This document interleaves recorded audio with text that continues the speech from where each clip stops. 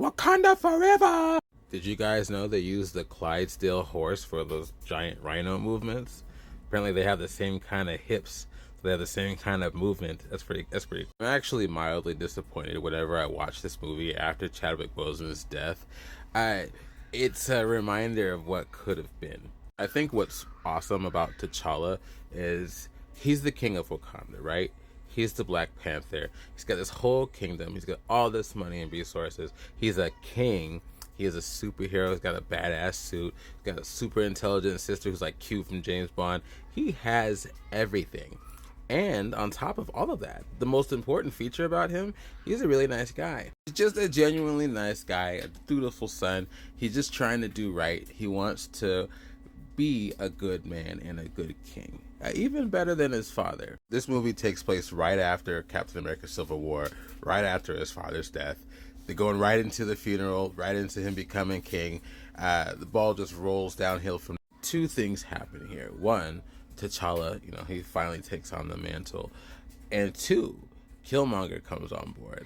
And I gotta tell you, out of all the MCU supervillains, if you haven't seen this movie, you gotta see it just for Killmonger, just for Michael B. Jordan. I ended up agreeing with Killmonger for like a lot of this stuff. I mean, his methods are obviously too far, but his reasons and his father's reasons make a lot of sense. All these black folks suffering all around the world, and Wakanda never comes to their aid.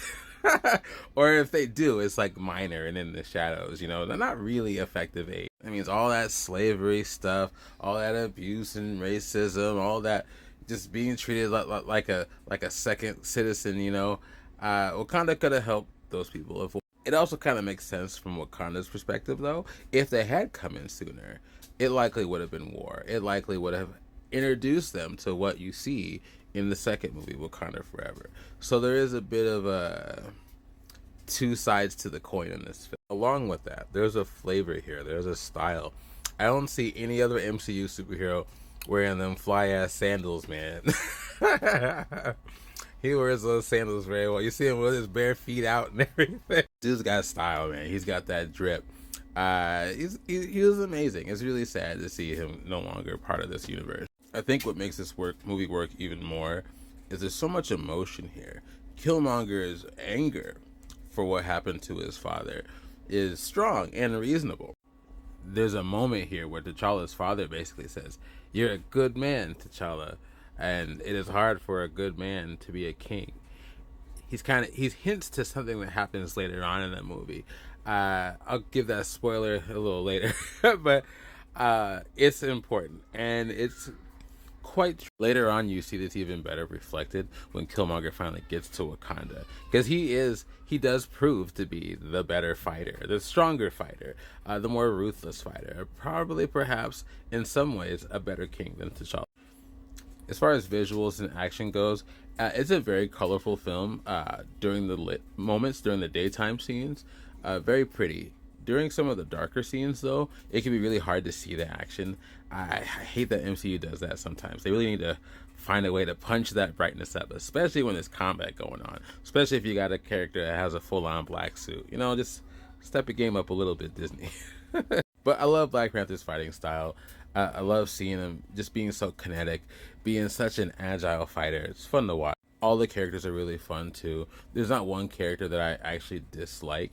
The only thing that I would say about any of them is they are better in the second movie. In this movie, they're great, but in the second movie, it's another level. I can't wait to talk about it. That's the only reason why I'm not talking about them as much in this film. But they're all great. Special nod always to Angela Bassett.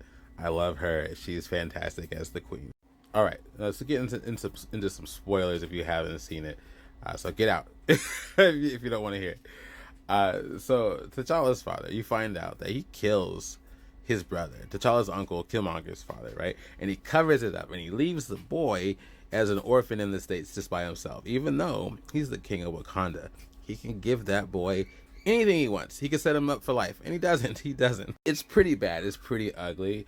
Honestly, there's a moment where T'Challa's talking to his father in the afterlife, and I'm surprised he's not more disgusted with it, with his dad. It's pretty bad. It's pretty shitty. I mean, honestly, Killmonger kind of deserves his revenge here. That's what I was waiting to say. He really does deserve it. I mean, he's not wrong about any of it. Like they really did wrong by him. Problem is, he's willing to break so many eggs to get to his goal. He doesn't really care about the end result outside of his own self. So it really, again, you're really rooting for T'Challa, and it really is another reminder of why T'Challa was so good. Great movie all around. I love Wakanda Forever. I can't wait to talk about that. I hope they do a third one. I'm curious to see where they're gonna go with the whole story. This group of people are just people you want to root for. Let me know what you think, and I'll talk to you later.